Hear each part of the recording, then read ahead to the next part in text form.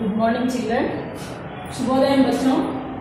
आज आप लोगों को क्या है वो यक्ष प्रश्न पाठ के बारे में अभी तक क्या है वो कौरव और पांडवों के बीच में क्या है वो एक बात के लिए लड़ाई शुरू हुआ है। वो क्या है वो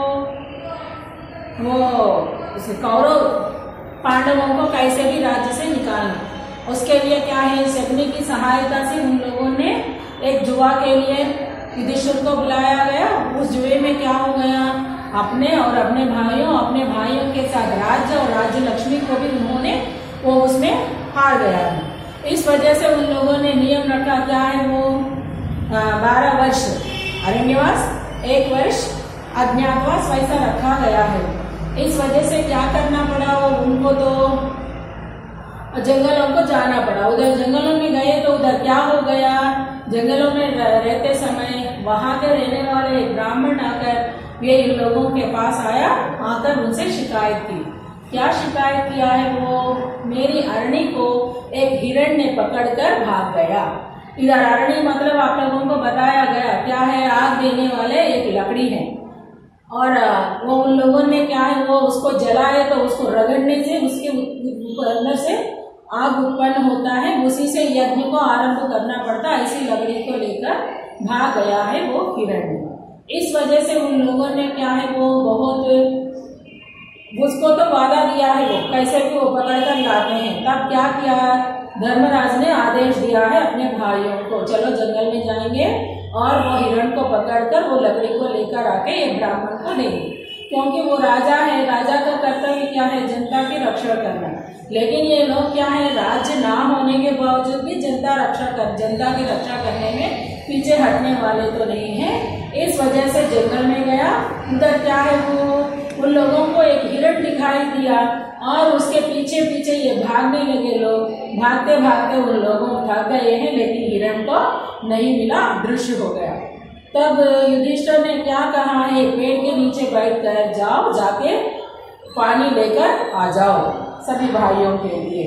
और नकुल जाता है, जाकर उधर क्या करता है, बहुत दूर जाता, कहीं पर भी दिखाई नहीं देता। अंत में उनको एक तालाब दिखाई देता।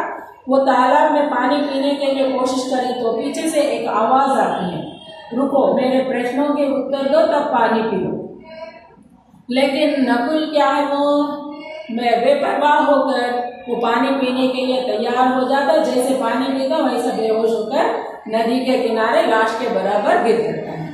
उसके बाद में क्या है, बारी बारी में सभी भाइयों का भेजा है वो युधिष्ठिर ने, लेकिन एक भी वापस नहीं आ रहा। कारण क्या है वो, एक से बढ़कर एक बलवान लोग हैं ये लोग भी। इन लोगों का क्या हो गया है वैसा उधर जाता है। जाने पर सभी लोग लाशों के बराबर उधर दिखाई देता है। चारों भाइयों नकुल, सहदेव, भीम, अर्जुन, ये सभी लोग।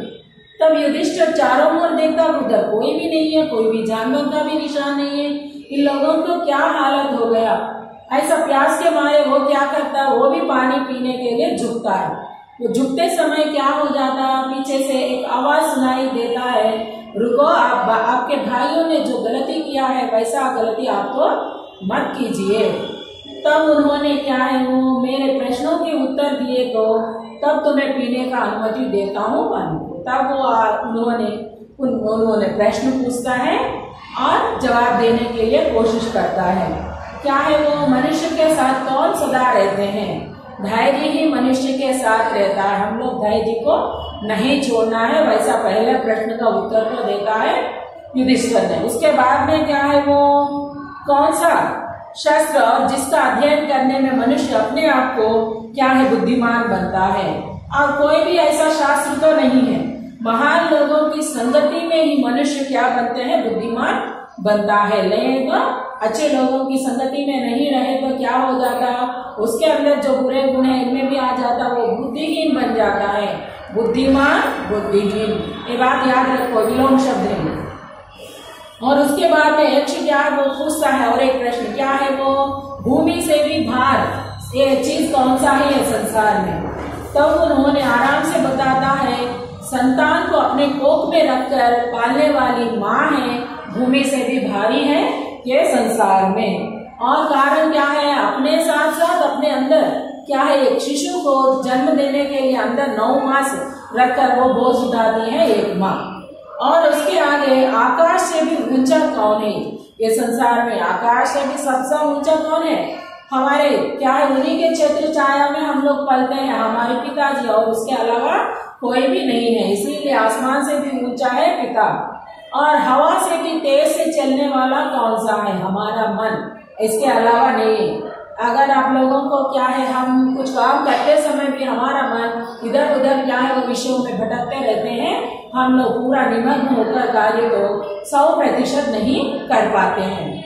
और विदेश जाने वालों को कौन साथी रहता है, तुरंत आप लोग बोलते हैं पैसे, नहीं है, हमारा विद्या ही हमारे साथ। पैसों तो कोई भी क्या है वो लूट सकते हैं, हमारी विद्या को कोई भी कुछ भी हानि नहीं कर सकते। और मरणासन वृद्ध का मित्र कौन होता है, उनका दान ही उनका मित्र होता है। हम संसार में खाली हाथ आए, लेकिन जाते समय क्या लेकर आते हैं, कुछ तो कुछ पुण्य करो, वो पुण्य ही तुम्हारे साथ आता है और कुछ भी नहीं आता, ऐसा कहा जाता है हमारे बड़ों में। और सुख क्या है, सुख का मतलब नए टीचर्स टीवी के सामने बैठना, पंखा डालकर टीवी के सामने बैठकर पेट भर के कुछ खाना खाए तो सुख है, नहीं, वो सुख नहीं है। सुख का मतलब क्या है, हमारा शील और सच्चरित्र, हमारा कैरेक्टर, वो ही हमारा सुख है। और उसके साथ साथ सबसे तुच्छ क्या है, नीच। तुच्छ का मतलब क्या है, वो सबसे निम्न क्या है, चिंता। चिंता मनुष्य को क्या करती है, सजीव पदार्थों को भी निर्जीव करा देती है। चिंता से चिता बेहतर है। चिता क्या करती है, मरने वालों को जलाकर राख बना देती। ये चिंता क्या करती है, जीवित रहने वालों को भी मुर्दा बनाकर राख बना देती है ये चिंता। इसीलिए मनुष्य के लिए क्या है, सबसे तुच्छ क्या है बोले तो चिंता ही मनुष्य के लिए सबसे तुच्छ विषय है। और किसके टूट जाने पर मनुष्य सर्वप्रिय बनता है, अहम भाव टूट गए तो टूट जाने पर मनुष्य क्या है, सर्वप्रिय बन जाता है। हमारे अंदर अहंकार तो नहीं होना, मुझे सब कुछ मालूम है, ये दुनिया में मेरे अलावा कोई भी नहीं, ऐसा बात तो नहीं होना। क्या है, वो फल देने वाला वृक्ष सदा कैसे रहते हैं, नम्रता पूर्वक चुप कर रहता है, इसी प्रकार रहना। हम लोगों को कितने भी ज्ञान आने दो, लेकिन वो ज्ञान को देकर हम लोग इतराना नहीं, घमंड नहीं करना। सदा क्या करना है, हम लोग नम्रता पूर्वक व्यवहार करना, तभी हम लोग कुछ हासिल कर सकते हैं। नहीं है तो इस संसार में कितने ऊंचे स्थान पर जाने पर भी हमारा नाम क्या है, मिट्टी में मिल जाता है। इसीलिए सदा कैसे रहना है, मनुष्य नम्रता पूर्वक व्यवहार करना। इसी प्रकार यक्ष ने कई अन्य प्रश्न भी किए हैं। युधिष्ठिर ने उन सब के ठीक ठीक उत्तर दिए। अंत में यक्ष बोला, राजन, मैं तुम्हारा मृत भाइयों में से एक को जीवित कर सकता हूँ, तुम जिस किसी को भी चाहो वह जीवित हो जाएगा। वैसा कहा है वो उनके सामने। तब युधिष्ठिर ने किसको पूछता होंगे आप लोगों को, आप लोग बता सकते हैं, कोई भी आपको भी विचार करने की क्षमता है ना। लेकिन इसमें क्या है, वो उन्होंने किसको पूछते होंगे, अपने भाई अर्जुन और भीम को, या नहीं तो नकुल सहदेव में एक को, किसको पूछता है देखेंगे। युधिष्ठिर ने पल भर में सोचे थे किसी जीवित कराऊं, थोड़ी देर रुककर बोले, मेरा छोटा भाई नकुल वो जीव थे, क्योंकि वो सबसे छोटा है। नकुल गया है ना पहले पानी में ढूंढने, इसीलिए वो उनके बारे में पूछा है। सच में वैसा ही है, ये करने का कारण वही है ये पूरा। और क्या है वो इसके बारे में तो आप लोगों को बता दें। और क्या है वो इसमें युधिष्ठिर जो कुछ भी वो ये यक्ष ने जो कुछ भी प्रश्न पूछा है वो उसके बारे में तो वो बताया गया है। और इसमें क्या है वो युधिष्ठिर ने इस प्रकार बोलते समय थोड़ी देर रुककर मेरे छोटे भाई को उसे तो जिंदा कर दीजिए। इस प्रकार बोलने पर उन्होंने पूछा, युधिष्ठिर क्या है वो 10,000 हाथियों के बलवान भीमसेन को छोड़कर तुमने नकुल को जीवित करवाना क्यों ठीक समझा। असल में क्या है वो उनकी जगह में है तो हम अपने लोगों को मानते हैं, लेकिन उधर गया कौन है, युधिष्ठिर, धर्मराज, धर्म के प्रतिमूर्ति है वो। इसीलिए उन्होंने क्या जवाब दिया वो यक्ष के वो प्रश्न के बदले में देखो। युधिष्ठिर ने कहा, यक्षराज, मैंने जो नकुल को जीवित करवाना चाहा वह सिर्फ इसी कारण कि माता कुंती का बचा हुआ एक पुत्र मैं हूँ। मैं चाहता हूँ कि माता माद्री का भी एक पुत्र जीवित हो उठे। देखो कितना अच्छा। अगर युधिष्ठिर के जगह में आप है तो क्या पूछते, आपके भाई और कोई हम स्वार्थ चिंतन है, लेकिन युधिष्ठिर क्या है, वो निस्वार्थ चिंतन वाले हैं। इसीलिए उनके प्रश्न के समाधान से प्रसन्न होकर ये क्या करता है, यक्ष ने। और युधिष्ठिर में क्या है, वो मेरे माँ कुंती के पुत्र मैं जीवित हूँ और माँ माद्री का पुत्र भी एक तो जीवित रहना, इसीलिए नकुल को मैं मांगा हूँ।